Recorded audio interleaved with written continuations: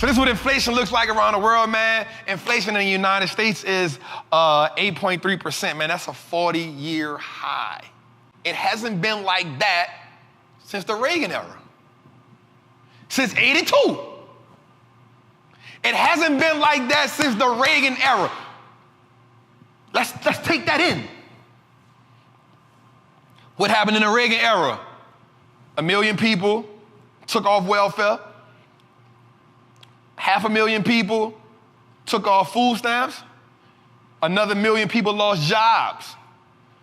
Another 500,000 people got put out of community colleges and child care for kids. 500,000 people, kids got put out of the first Head Start programs under the Reagan era. 1982, the year I was born. One of the most harsh economic winters we ever had. 65 tons of cocaine entered the United States of America in 85.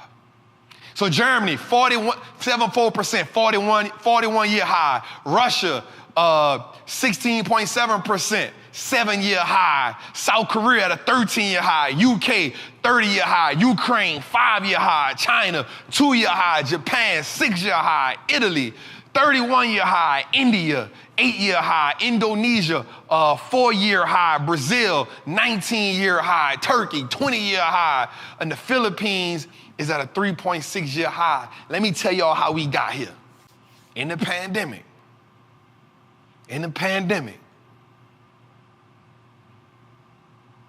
The market should have crashed. The market didn't crash. What did they do? They doubled down on printing money. And when they doubled down, when they kept putting that money out there, you inflated the system. This has to happen, y'all. So just prepare for a bumpy ride. Let's go, man. Woo-hoo. All right, here's some information for y'all. You know, I like to bring things in perspective. Inside of the American household right now, the pressure is being felt. There's a $16.5 trillion debt in the U.S. American household. Mind you, America right now is a $31 trillion debt, right? $16.15 trillion of debt is in the American household. $11.4 trillion of that debt comes under mortgages. $1.6 trillion of that debt comes from student loans, and $890 billion of that debt comes from the credit card, this credit card balance. But watch this next slide, y'all. Watch this. This is the employee state of mind in America right now. 62% of Americans say they are stressed about finances right now. 62% of Americans are stressed about finances right now. 80% of Americans are concerned about inflation. Why? Because 95% of Americans, their money goes to what? Food and house. Food and the house. Your money is getting ate up by food and house. And guess what the third thing is? Gas. So if 95% of Americans their money is getting ate up on food, house, and gas, that means there is little to no money left over in America. So now we see 62% of Americans are worried about their finances, 80% of Americans are worried about inflation, and 71% of Americans feel the cost of living is outpacing their current salary.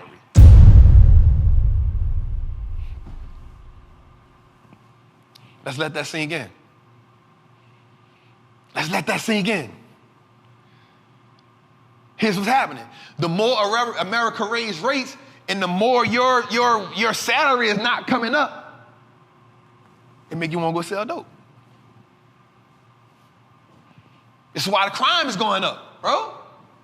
Just keeping it real. This is why crime is at an all-time high. This is why people looking like they on Call of Duty right now.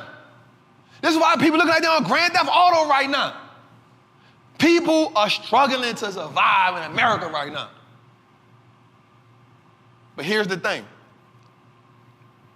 that I want you to realize, and I said this, and I'm going to say it again. when you spend your money right now, if it ain't a necessity, it better be on you becoming the asset. I always say it's 3 things to spend your money on: information, access, and assets. You get the information, you get the access so you can become the asset. Because once you become the asset, nobody can take that from you.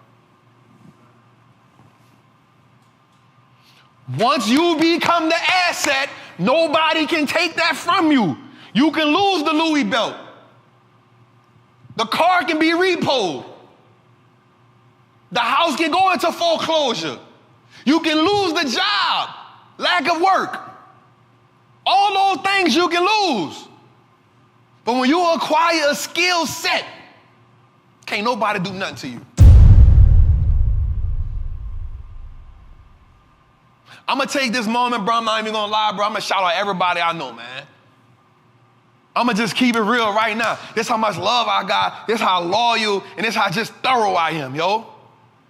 First, shout out to myself at the Wallstreet Trappin. Man, I want to shout out my fam, him 500. He teaching entrepreneurs the game. Shout out my fam, Neil Davis, teaching people the game. Trucking, Alex. Shout out to my brother Hood Estates, Pocky from Hood Estates. They teaching people the game. Shout out to EYL, they putting people on. Shout out to Ian, he teaching people. Like, shout out to that.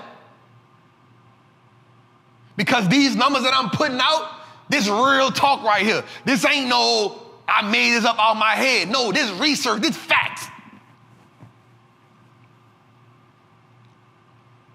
And if you don't acquire a skill, if you don't learn, I'm not telling you quit the job to go be an entrepreneur. Nope, I ain't telling you that. But what I am telling you is this. You don't have to be an entrepreneur to build wealth. You just got to learn how to invest, and you got to learn how to use that job to go create some more money. Because if you don't do that, there is no such thing as job security.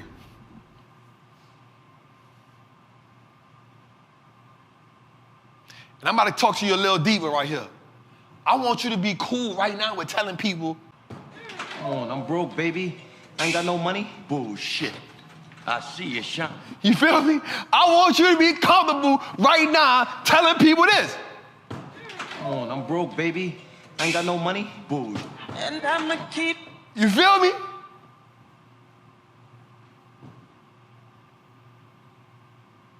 I want y'all to understand this, man.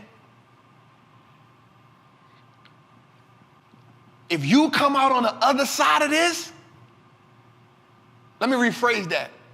You should come out on the other side of this 10 times better and 10 times wealthier. The best time to learn how to invest in the stock market is right now.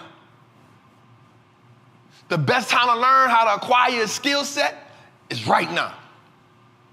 The best time to become a person of value is right now.